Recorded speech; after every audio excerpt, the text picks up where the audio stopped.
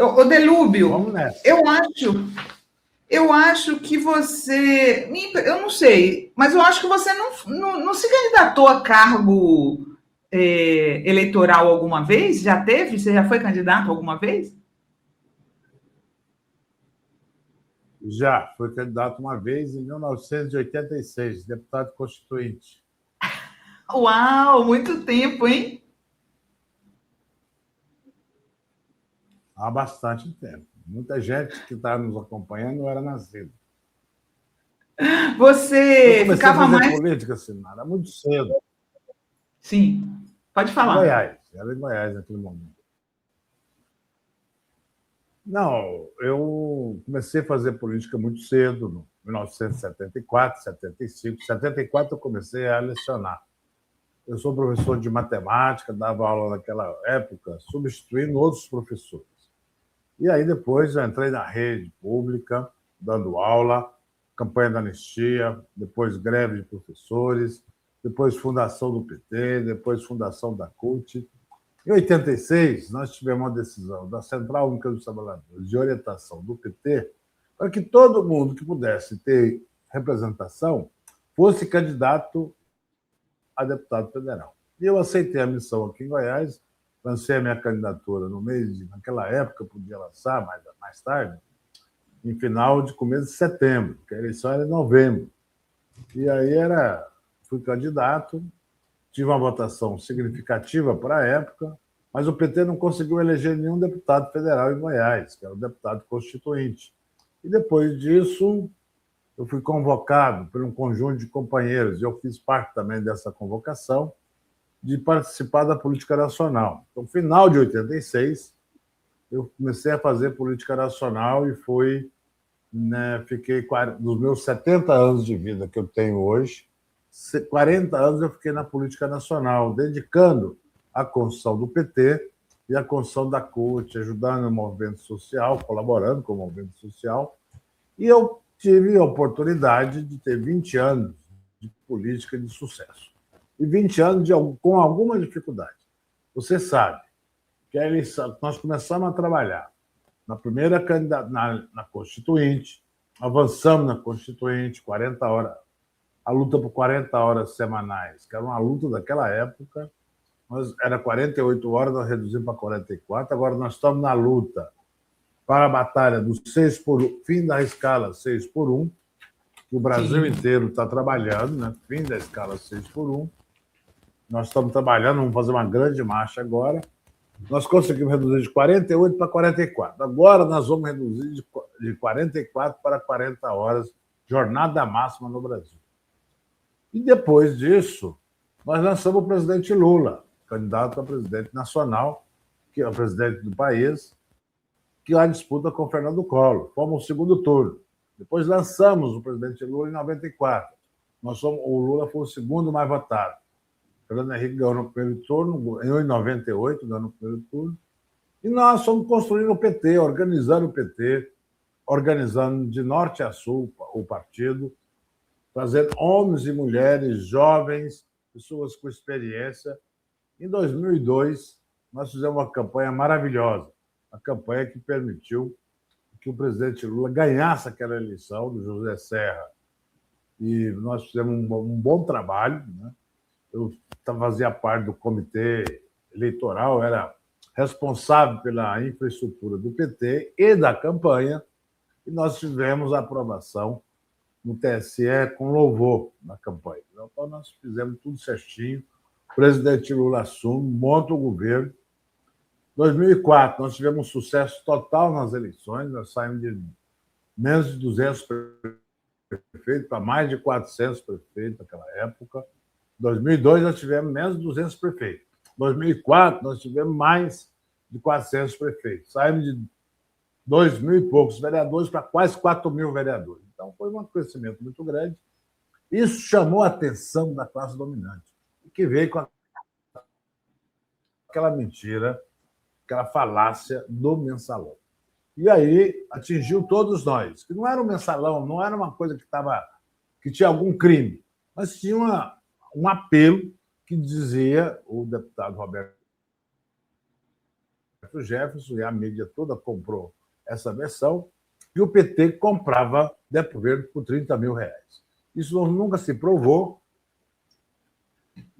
Quando teve as investigações, foi mais de 400 e poucas entrevistas não, audiência no juiz, e ninguém confirmou compra de voto. Não tinha um documento de compra de voto, não tinha um telefonema, não tinha nada, nada, nada. Mas nós fomos condenados por manchete de jornal, aquele espetáculo comandado pelo juiz Joaquim Barbosa e pelos promotores da época, e nós sofremos um impacto muito forte, e aí resultou na condenação das pessoas do PT e dos seus aliados, do PT e dos aliados. Sim. Botaram na cadeia o presidente do PT, o tesoureiro do PT,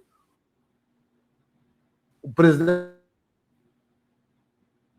da Câmara, o João Paulo Cunha, botaram na cadeia o Paulo Rocha e prenderam também os aliados daquele momento. O Valdemar da Costa Neto, o Bispo Rodrigues, o Pedro Correia, o Pedro R. e vários outros que foram condenados naquele momento por ser aliado ao PT. E a ideia era que, para acabar com o PT, tem até uma frase famosa de um senador de Santa Catarina, chamado Jorge Bonhoeffer, que tinha que acabar com essa raça do PT. Mas nós resistimos, o PT resistiu, o presidente Lula foi eleito, elegeu a Dilma, e depois teve a outra fase difícil, que foi o impeachment da presidente Dilma, toda aquela movimentação falaciosa que fizeram com a Dilma, empicharam a Dilma, essa palavra nem sei se existe, mas aprovaram o impeachment da Dilma, mas sem nenhum fato determinado. Arrumaram a tal de pedalada, nenhum crime, e depois, não satisfeito, resolveram prender o presidente Lula e impedir que ele disputasse as eleições. Todos nós saímos daquele processo. Eu fui condenado no Mensalão, depois também condenado na Lava Jato, paguei 8 anos de pena, né? Cumpri 8 anos de isolamento, de dificuldade toda que é uma prisão, mas nós recuperamos. E o presidente Lula, né, nós saímos da cadeia dia 9 Você ficou quanto tempo preso nessas duas vezes? Na vez do Mensalão e da Lava Jato? Quanto tempo você ficou regime fechado? No regime fechado, 2 anos. Aí tem regime semiaberto, depois tem o aberto, tem condicional, depois preso de novo, tornozeleira. E aí estava te falando. Enquanto que o presidente Lula, na casa do Xixo, né, quando nós saímos da cadeia, ele ofereceu um jantar para nós. E para nós era uma alegria, um jantar que a gente estava acostumado há 1 ano e tanto, 2 anos, comendo a marmita da cadeia, que ninguém morre, mas não é tão saborosa como um jantar feito. E nós fomos lá. Encontrou o Lula a primeira vez que ele saiu da cadeia, no mesmo dia que eu, e encontramos e batemos um papo, eu, Lula, o Bacari e outros. E aí o Lula me pergunta: Delúbio, o que vai fazer agora? Eu falei: Lula, só vamos fazer uma coisa que a gente sabe fazer. O que é? Andar de cabeça erguida e conversar com as pessoas. O Lula, todos nós saímos, começamos a fazer esse movimento. O Lula consegue a elegibilidade, dia 8 de março, aquela decisão do Fachinha, depois aprovada pela maioria do STF, e o Lula fica elegível. E vai para a disputa eleitoral. Ganha a eleição em 2022. Foi eleito em 2022. E aí começou a governar com um plano de transformação e recuperação do país. Ou recuperação do país e transformação do Brasil. E eu só consegui provar minha inocência em 2024, dezembro de 2024. Aí coloquei meu nome à disposição do Partido dos Trabalhadores para debater com a sociedade goiana. Eu sou goiano, nasci aqui, estou pré-candidato a deputado federal pelo estado de Goiás. Essa é um resumo da história e que me coloca à disposição para responder as questões que você achar necessário. Beleza. O que você, como goiano, você acha que o Caiado tem alguma chance ou vai ser igual em 89, que ele não saiu de 1%?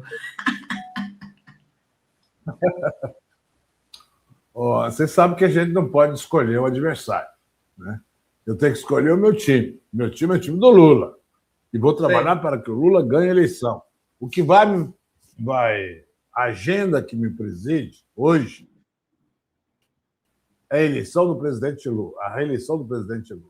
Número 1. Número 2, trabalhar para a eleição do presidente Lula. Número 3, trabalhar que o presidente Lula ganhe a eleição no primeiro turno.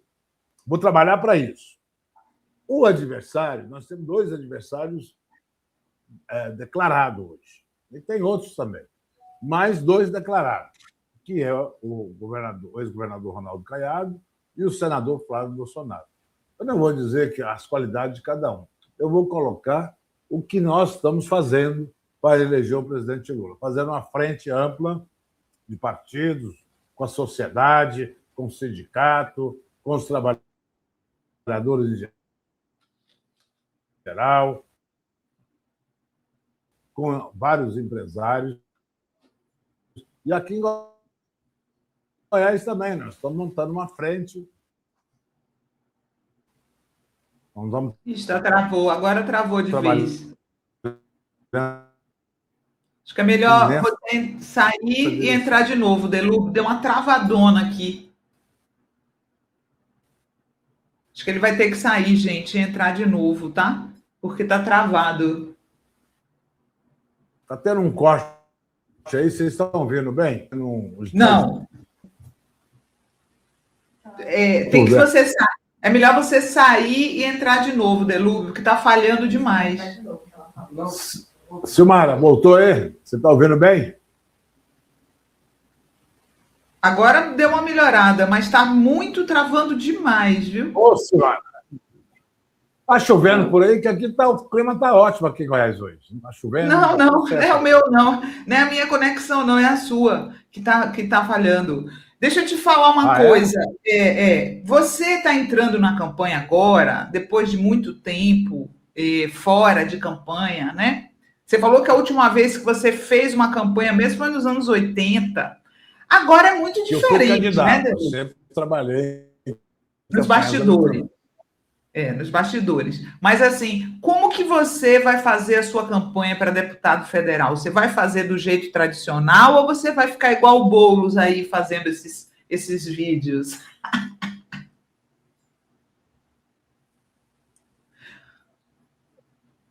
Hoje nós temos que fazer, primeiro, o seguinte: aquela sociedade dos anos 80, ela mudou muito.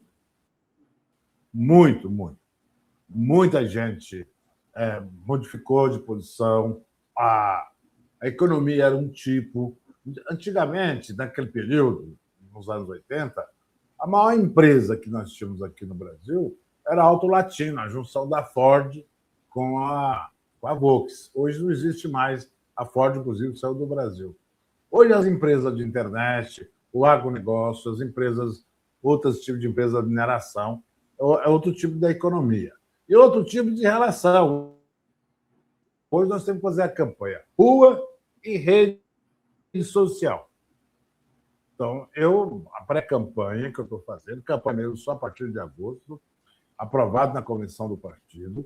Agora é pré-campanha, sou pré-candidato, eu não sou candidato ainda, só serei candidato quando o partido aprovar.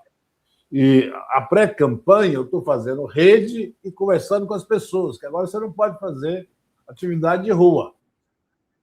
Mas você pode conversar com as pessoas, fazer reunião, visitar as pessoas, nas casas, nas empresas, pode visitar as empresas, conversar com os ex-colegas, visitar a universidade, conversar com as pessoas. Isso eu estou fazendo. E estou sendo muito bem recebido. Então, a minha surpresa é porque há uma receptividade muito grande. Eu quero brincar uma coisa com você, Silmara. Eu estou pior que a Marília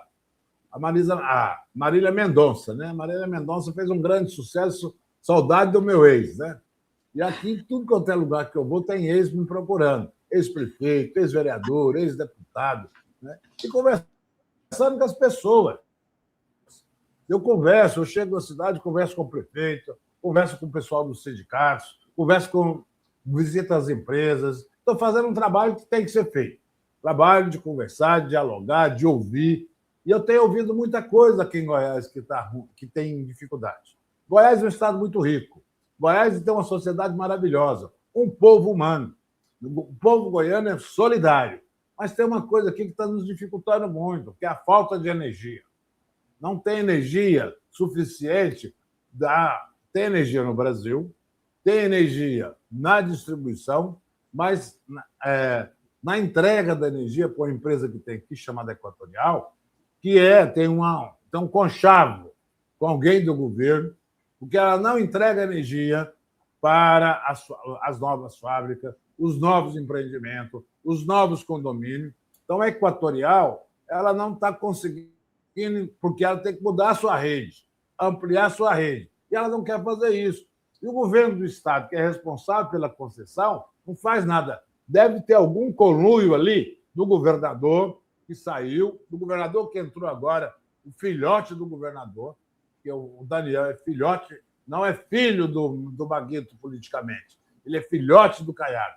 E fizeram a mesma política de tentar desmoralizar as pessoas. O governador Caiado e o seu filhote, Daniel Vilela, quando eles não têm nada para anunciar, não têm nada para fazer, o que eles fazem? Xingam o Lula de ladrão, falam que o PT é atrasado, que o PT é isso, que o PT é corrupto, que o Lula é ladrão, que o Lula não faz nada, que os ministros do Lula são isso, são aquilo. Mas os investimentos todo que tem em Goiás é feito pelo governo federal. É o governo federal que está duplicando aqui a BR-153, é o governo federal que está financiando o Minha Casa Minha Vida, o Pé de Meia, e o governo estadual diz que esses projetos são deles. Aqui em Goiânia, nós fizemos o governo federal financiou o BRT. E o Caiado deu uma propaganda que o BRT era do governo do Estado. E aí você entra na justiça, o governo federal entra na justiça para provar que não é a justiça que ele fala o meu juiz, o meu tribunal e a minha polícia, como se ele fosse uma polícia. A polícia é do poder público, o sistema judiciário deve ser independente. E aqui em Goiás eles tentam manipular tudo isso. Não, esse é o enfrentamento que eu estou fazendo e vou enfrentar Ronaldo Caiado, mostrar quem é Ronaldo Caiado para os goianos, para que a gente possa ter uma votação expressiva ao presidente Lula em Goiás e ao nosso candidato a governador. Mas você não me respondeu, você acha que o Caiado tem alguma chance de crescer ou vai ficar igual 89 patinando? Alô? Travou o Delúbio. Travou. Agora eu não vou deixar ficar sem responder essa pergunta, não, tá? Oi, Silmar. Se o Caiado tem alguma. Agora sim. Está travando aí toda hora. Você quer entrar e sair de novo? Acho que é melhor. Sair e entrar de novo. Sai e entra de novo. Porque tá paradão aqui. Nossa, que internet ruim.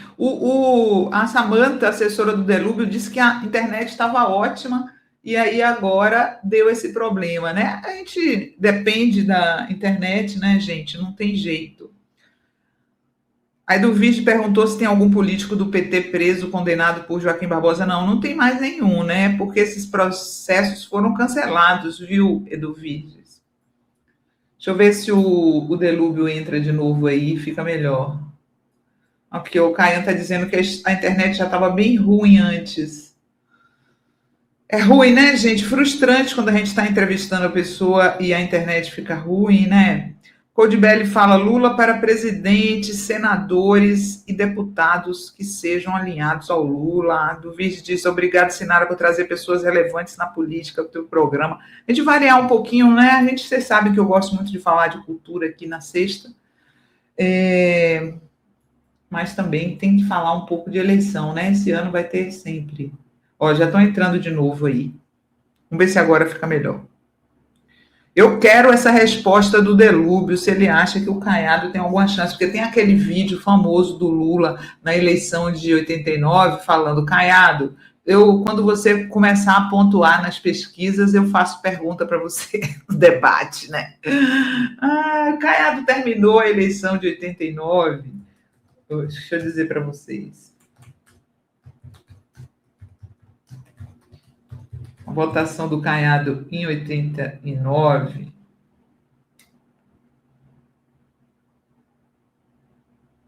Ele era presidente da UDR, né? Que era, assim, o agro mais ogro possível. Entrou aí, Caian? Ele entrou de volta?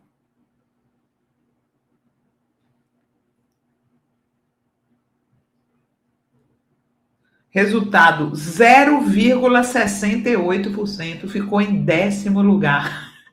Adoro, gente. Odeio o Ronaldo Caiado. Detesto. Ele é o símbolo para mim dos herdeiros das capitanias, arrogante, né? Coronel, né? Às vezes as pessoas chamam o Ciro Gomes de coronel. Para mim, coronel é o Caiado. Não é porque ele não é nordestino que não é. Aí agora você voltou. Ah, você foi pro celular, né? Tá melhor, tá melhor. O bom e o velho celular. É isso aí, vamos lá. Não, o que eu estava te perguntando, Delúbio, era se você acha que. Eu olhei agora, o Caiado, na campanha de 89, teve 0,68%. Você acha que ele vai ter mais nessa eleição? Não, eu não acho nada, né? Eu vou trabalhar para que o Lula tenha uma votação expressiva em Goiás e no Brasil. E a gente resolver a eleição no primeiro turno. É isso que eu vou trabalhar. O que o pessoal, os caiadistas e a turma do Flávio Bolsonaro vai fazer, esse é problema deles. Nós vamos fazer o nosso dever de casa. Não quero saber o que o inimigo, o que o adversário vai fazer. O adversário cuida da vida dele e vamos trabalhar a nossa política, mostrando o que o Brasil precisa nos próximos 30 anos, investir na educação, uma nova malha ferroviária no país. Nós temos que fazer um novo modal de transporte. Nós temos que investir no transporte público. Por isso, eu defendo com muita força a tarifa zero. Nós temos que mudar o modal de transporte para o transporte ferroviário. Não pode ter esse tanto de caminhão nas estradas, esse tanto de carro nas ruas. Nós temos que botar metrô nas grandes cidades para que a população tenha mobilidade garantida. E também nós temos que convencer as pessoas, a economia do país, nos grandes centros urbanos, ter os empregos. Não pode uma pessoa ficar 4, 5 horas dentro de um ônibus ou dentro de carro para ir trabalhar. Ela chega estressada no seu local de trabalho e não produz direito. E quando volta, não tem tempo de ficar com a família. Por isso eu defendo o 6x1, no fim da escala 6x1. Que a pessoa tenha pelo menos 2 dias na semana para se dedicar ao seu aprimoramento profissional, cuidar da sua saúde, acompanhar a vida da sua família, seja o pai, seja a mãe, seja a esposa, seja os filhos ou os netos, e também evitar que mais de 500 mil pessoas sofreram doença mental ano passado por excesso de trabalho. Então, nós temos que evitar isso. Por isso, eu defendo o fim da escala 6x1. Fim da escala 6x1. 40 horas semanais. Inclusive, quero aproveitar o espaço e convidar todos para a grande marcha que as centrais sindicais, o Movimento Popular, os partidos de esquerda estão fazendo em Brasília, dia 15. Vamos fazer uma grande mobilização em Brasília para a aprovação do Congresso Nacional, fim da escala 6x1. Isso é fundamental para que a gente tenha um país com dignidade. E quando eu penso o Brasil nos próximos 30 anos, eu penso que nós temos que ter uma escolaridade muito alta. Nós temos que melhorar a escola básica, o ensino básico, dar condições melhores para as universidades de trabalhar e o pós-doc, o pós-doutorado. Então, nós temos que fazer. E ter empresas no Brasil, empresas modernas. Nós precisamos ter empresas de alta tecnologia. Nós precisamos, aqui no Brasil, usar o nosso potencial com as terras raras, com os minérios que nós temos, para que o Brasil seja um país desenvolvido e não um país em desenvolvimento. Para isso, para ser um país desenvolvido, Sinara, nós temos que ter em cada cidade, não pode ter uma pessoa pagando aluguel, não pode ter uma pessoa passando fome, não pode ter uma pessoa que não tenha o seu pleno condição de saúde. Para construir esse país, que nós chamamos transformar o Brasil em país em desenvolvimento para um país desenvolvido. Isso é um trabalho de toda a sociedade brasileira. Para isso, nós temos que pacificar o país, lutar para que o país seja um país sem ódio, um país de paz. Assim como o presidente Lula tem defendido a paz na América Latina, contra a ocupação dos Estados Unidos na Venezuela, as ameaças que tem feito aos países do Caribe, as ameaças que tem feito ao Brasil, via como aconteceu no tarifaço, nós soubemos enfrentar, o presidente Lula está de parabéns, sobre enfrentar o tarifaço, nós soube defender a paz, tanto é que quanto tempo, né, nós não tínhamos o dólar abaixo dos R$ 5. Hoje o dólar bate abaixo dos R$ 5. A Bolsa cresce, o Brasil cresce, a economia está andando bem, o desemprego é baixo. Então, mas nós temos que manter um ritmo mais amplo. Isso no governo Lula 4, nós temos todas as condições de fazê-lo, mas para isso o presidente Lula precisa ter força no Congresso Nacional, eleger uma bancada forte para que ele possa governar com tranquilidade. Delúbio, você acha que com o fundo eleitoral as campanhas ficaram mais limpas ou ainda tem caixa 2? Campanha, eu não sei se tem caixa 2, porque se eu soubesse, eu denunciava, né? Colocar muita mentira contra Delúbio Soares, naquele momento, naquela época, né?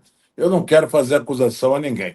Mas eu estou fazendo um trabalho, cada um faz o trabalho onde pode. O que eu vou fazer, Silmara? Cada urna do estado de Goiás, são 16.411 urnas, terá um fiscal da nossa federação, da Federação Brasil Esperança.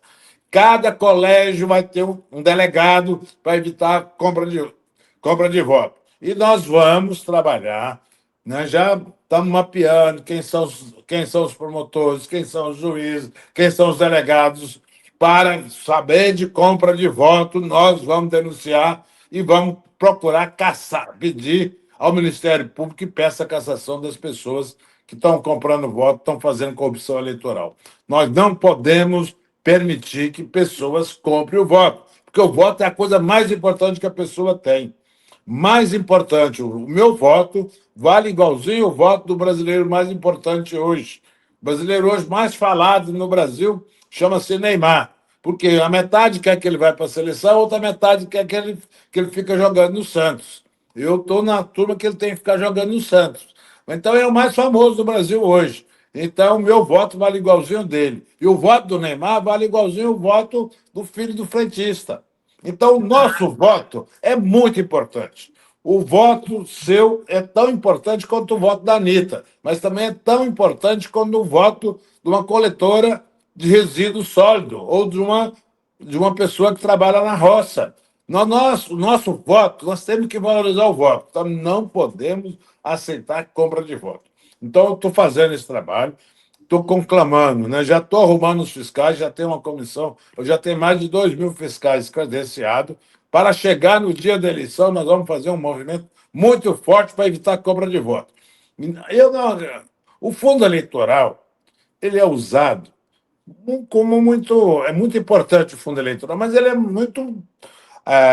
cabe os deputados normalmente, os deputados federais, os deputados estaduais, usa muito o fundo eleitoral. As pessoas que estão entrando na campanha têm pouca oportunidade. E cada partido tem que fazer e renovar as suas bancadas.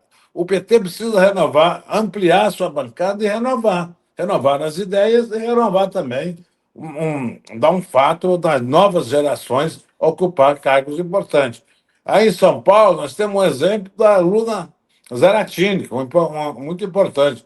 Lá no Paraná, tem o exemplo da Ana, também, que foi uma grande votação. Então, nós temos, no Rio de Janeiro, tem a Tainá. Então, cada lugar tem uma jovem que foi eleita. Então, nós temos que valorizar a juventude, priorizar candidaturas femininas, candidatura indígena, candidatura da população afrodescendente. Então, nós temos que...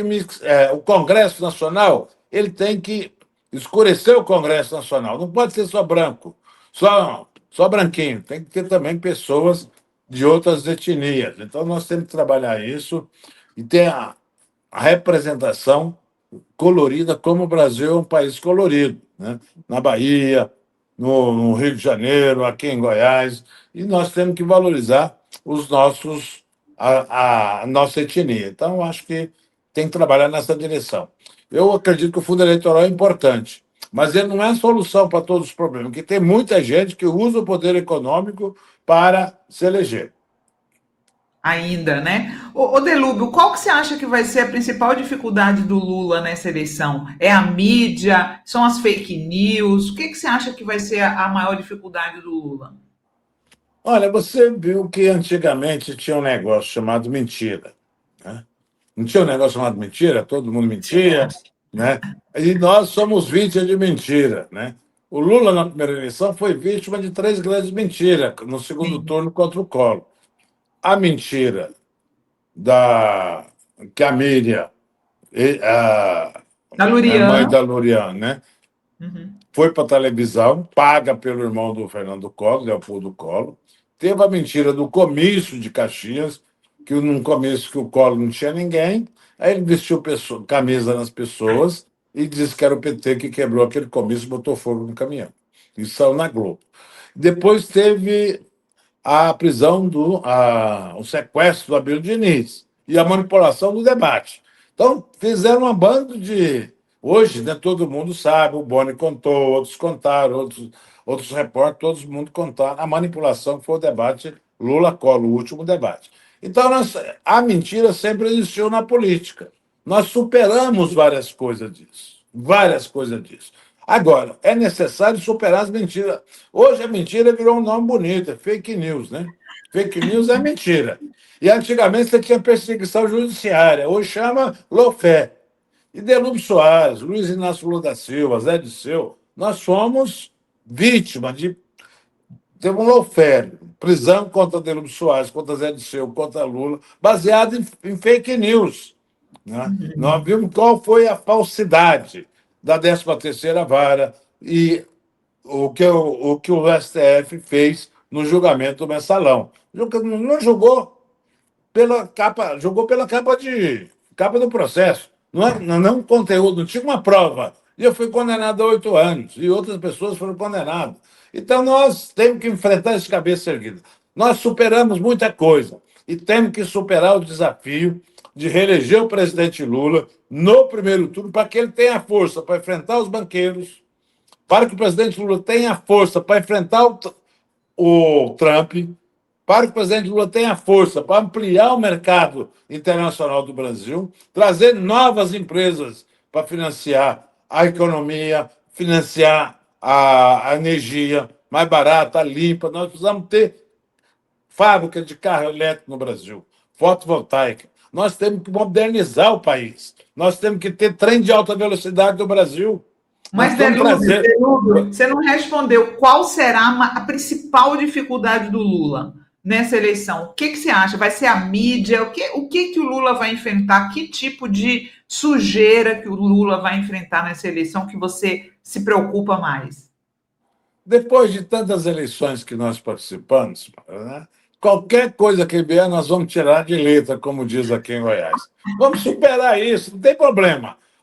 Nós vamos fazer o nosso trabalho, o adversário faz o dele. E a eleição, você não tem assim, ó, vai ser isso que vai ser difícil. Você joga conforme a eleição vai acompanhando. Né? Eu tenho experiência desde 82 participando de eleição, ou sendo candidato, ou ajudando, sendo coordenador de campanha, participando, ajudando. Mesmo quando eu estava no Chilindró, na cadeia, nós discutíamos todo dia como é que é a eleição, dava uma opinião. De vez em quando eu falava com a minha companheira, a Mônica Valente, ou com o meu irmão, que era vereador à época, que infelizmente morreu, que me visitava uma vez por semana, né? Eu explicava para eles, olha, pensa assim, pensa aquele outro. A gente nunca, nós da política, nunca ficamos quietos. Hoje, ou melhor, aqui em Goiás tem um ditado, a gente não dorme de botina. A gente pode dormir, mas de botina não. Dormir de botina é deixar as coisas passar, a gente não deixa passar. E as dificuldades vão surgir. Se é a mídia, se é as fake news, se é o poder econômico, tudo isso nós vamos ter que saber enfrentar. E nós temos que estar preparados para enfrentar os desafios. O presidente Lula tem experiência, ele montou um comitê, uma coordenação de campanha muito experiente. Nós temos em cada estado pessoas com experiência, e nós temos um bom programa e um bom candidato, e nós temos que mostrar. Mas não é importante mostrar o que já fizemos. Todo mundo sabe o que nós já fizemos. Bolsa Família, recuperação de estrada, isso, aquilo outro, né? A Minha Casa, a Minha Vida, mais farmácia popular, pé de meia, investimento na universidade. Todo mundo sabe disso. Nós temos que falar o seguinte: o que, que nós vamos fazer daqui para frente? O que, que nós vamos fazer nos próximos 10 anos, nos próximos 30 anos? O que, que essa juventude hoje, qual é a expectativa dela? Nós vamos conseguir dar para a juventude daqui a 20 anos uma boa formação profissional para que ela possa disputar um cargo. É necessário que o brasileiro tenha condição de ampliar sua escolaridade. É necessário que o brasileiro entre na modernidade. Não podemos mais. Em São Paulo, eu morei 40 anos, fiquei 40 anos na política nacional, muito tempo em São Paulo. Tem gente que gasta 3 horas para sair de sua casa e ir para o local de trabalho. Isso tem que mudar. Nós não podemos ter uma sociedade sã, com mente sã, né? Quando você estava na escola, ó, tem que alimentar direitinho, que é mente sã e corpo são, né? Nós temos que trabalhar nessa direção. Então, nós não podemos viver hoje a doença da modernidade, que é o estresse. O estresse é a doença da modernidade. Para que isso aconteça, as pessoas precisam ter capacidade de raciocínio. Nós temos que raciocinar. Então, não acho que nós vamos ter uma dificuldade muito diferente. A classe dominante, que não concorda com o PT, não concorda com a candidatura do Lula, vai querer colocar as dificuldades, a casca de banana, né? Agora, vamos ver o que o outro lado está fazendo, né? Nós sabemos o que nós estamos fazendo. Nós temos clareza como que nós queremos. O rumo da sociedade igualitária. Nós queremos construir uma sociedade moderadamente próspera. Nós não queremos. A prosperidade é fundamental. Para que isso aconteça, Silmara, nós temos que. Os programas sociais que o Lula tem feito, nós temos que ampliar o Minha Casa Minha Vida. Eu vou apresentar no Congresso Nacional, começo de fevereiro, um programa de aluguel zero. Ninguém pagar aluguel no Brasil, para que os bancos públicos financiem a moradia de quem paga no aluguel e reduz. Eita, caiu. Agora, acho que o celular deve ter alguém telefonado para ele, né? Gente, a gente já está aqui com a corda no pescoço, que eu ainda tenho mais coisas para fazer. Eu vou pedir para o Delúbio falar. Não vai dar tempo de fazer as perguntas que eu estou vendo aqui que vocês colocaram, tá? Não sei nem se ele vai conseguir voltar, será?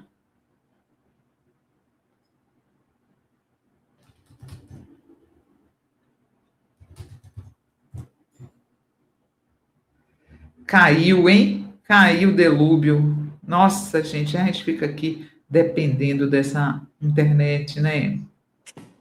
Uma hora vamos fazer o Vive a Cores, que aí não tem problema.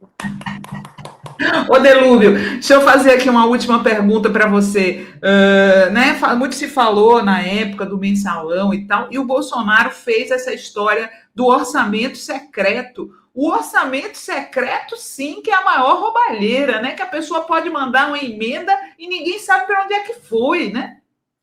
Olha, para você ter uma ideia, na época a denúncia que teve do mensalão dizia que Delúbio Soares comprava deputado por R$ 30.000. Hoje, um deputado ou um senador, ele tem direito a R$ 102 milhões por ano em emendas parlamentares. Credo. 102. E eu peguei 8 anos de cadeia, 8 anos e 10 meses de cadeia, por uma denúncia falsa, uma interpretação errada da legislação, para dizendo que a gente comprou deputado. Não tinha nada disso, nada foi provado. Agora, aí você já falou, emenda secreta. Nós temos que trabalhar, porque a injustiça, existe muita injustiça no país, né? E eu tenho claro o seguinte: para superar isso é na política. E nós não podemos achar que vai resolver tudo o ano que vem. Esse ano, 4 de outubro. O mundo continua depois de 4 de outubro.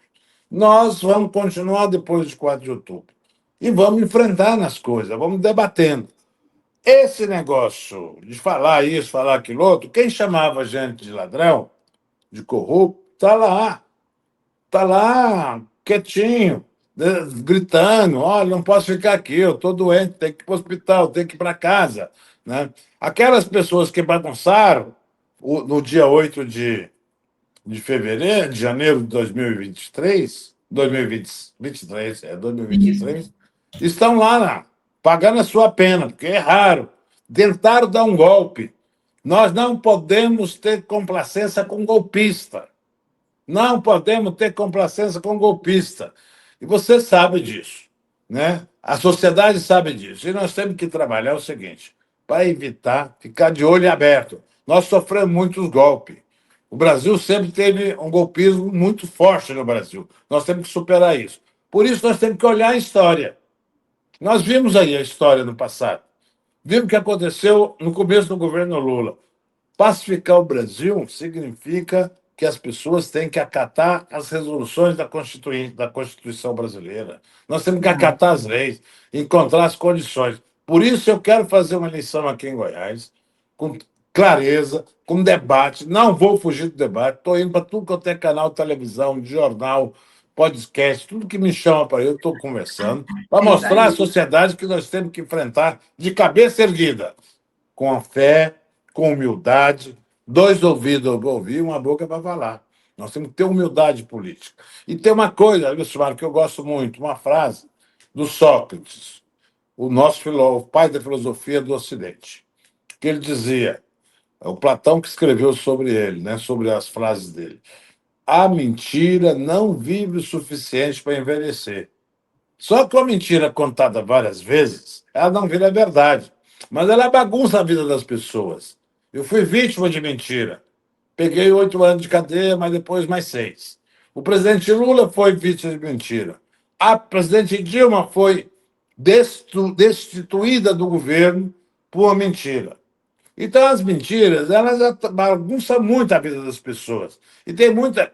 Olha, eu achava que não conseguiria provar a minha inocência em vida, só em memória, que as coisas vão esclarecendo. Mas, graças a Deus, eu consegui provar a minha inocência em vida.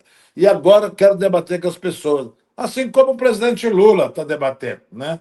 E aqui você sabe que eu sou fã número 1 do Fernando de Moraes, né, que escreveu vários livros, entre eles A Ilha, O Aliás, a Chapéu. dica, deixa eu botar aqui na tela a dica do Delúbio para vocês. É um clássico do Fernando, que está aí lançando o 2º volume da biografia do Lula. Olha aí, ó. E ele sugeriu para vocês esse clássico, né? A gente falando aqui da ajuda humanitária, pode colocar de volta aí. A Ilha de Fernando Moraes. Isso aí é um clássico da literatura brasileira. Por que você está indicando esse livro para a galera, Delúbio? Não, primeiro, nós temos que. Eu primeiro quero parabenizar o Fernando, que é muito meu amigo, que escreveu o volume 1, volume 2 do Lula. E pelo livro Ilha. E uma das coisas que eu leio sempre é o outro livro que ele fez sobre a Olga Bernardi, né? Que é um livro maravilhoso, Coração Sujo, sobre a história dos japoneses do Brasil. Eu sou um seguidor, leitor do Fernando. Mas também eu gosto de ler muito sobre a Segunda Guerra Mundial, né? E eu acho que é o episódio, as pessoas precisam aprender e ler sobre a Segunda Guerra Mundial para evitar um novo conflito daquela magnitude. E tem um filme que eu quero recomendar também, chamado Círculo de Fogo, onde retrata uma parte da Batalha de Stalingrado.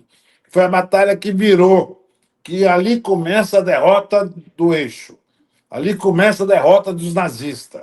E foi possível o povo russo, na época, o povo soviético, né, a União Soviética, derrotar o Hitler. Não tem ditador que vive permanentemente. Nós somos amantes da democracia, temos que trabalhar por ela, mas nós não podemos abrir mão dos nossos princípios. Porque enquanto tiver banqueiro achando que é dono do mundo, fazendeiro achando que é dono dos seus peão, que aqui no Goiás chama peão, em alguns lugares são empregados. Enquanto tiver dono de fábrica achando que trabalhador tem que trabalhar 24 horas sem reclamar, não podemos, aí não tem democracia. Democracia, nós teremos democracia onde todos nós participamos do trabalho, participamos da produção, mas também participamos da distribuição da riqueza. O Brasil produz muito, o Brasil é um país rico. Não pode ter ninguém passando fome no Brasil. Por isso o Lula criou os programas sociais. Mas nós não podemos viver dos programas sociais. o Minha Casa Minha Vida, o Bolsa Família, o Vale Gás, agora. Não, você viu a dificuldade que foi, Sinara, para aprovar o fim do imposto de renda até R$ 5.000 e redução até 7.350. Foi a dificuldade de aprovar o gás para o povo, para distribuir gás para 15 milhões, quase 16 milhões de pessoas. Foi a dificuldade de aprovar a tarifa social. Quem gasta até 80 quilowatts não pagar a energia. Então, essas coisas todas é renda indireta à classe trabalhadora. E nós precisamos tirar as pessoas do aluguel. Não pode ninguém no Brasil continuar pagando aluguel. Quem vai vender aluguel é só para prédios comerciais. As pessoas têm que ter o direito de ter sua casa própria, seja ela de baixa renda, que é o Minha Casa Minha Vida, que nós temos que ampliar, ou seja, as pessoas que pagam aluguel aí de 2, 3, 4 mil reais, que sangra as economias. Eu sempre vivi pagando aluguel, então quero usar essa minha experiência de pagador de aluguel há mais de 30 anos, né, o fim do aluguel, defender uma política junto ao Congresso Nacional, uma proposta, um projeto de aluguel zero. Assim como eu defendo tarifa zero, assim como defendo o fim da escala 6 por 1, que são políticas momentâneas. Agora, o mais importante de tudo isso é você investir na educação. Investir na educação, você vai garantir que o Brasil tenha a condição de ter um país desenvolvido, ter tecnologia, avançar na energia nuclear, avançar na mobilidade, trem de alta velocidade entre as cidades, metrô nas grandes cidades. Nós temos que fazer isso, né? Nós temos que ter uma escolaridade alta. Para você ter uma ideia, Sinara, quando eu era presidente do CODEFAT, do Fundo de Amparo ao Trabalhador, eu convoquei a Fundação Getúlio Vargas para fazer uma pesquisa, o nível de escolaridade na América Latina. Olha, quando nós fizemos a pesquisa, o Japão tinha 16 anos de escolaridade, a Finlândia tinha 14 anos de escolaridade, a Coreia tinha 12 anos, e nós descobrimos o seguinte: o Paraguai tinha 6,5. Pô, mas o Paraguai é muito baixo. E quando chegou a do Brasil, era 4,5. Aí ninguém estava preocupado do Brasil ter 4,5 e a Finlândia ter quase 20%, 20 anos de escolaridade. Mas quando comparou com o Paraguai, na sala, todo mundo ficou assustado.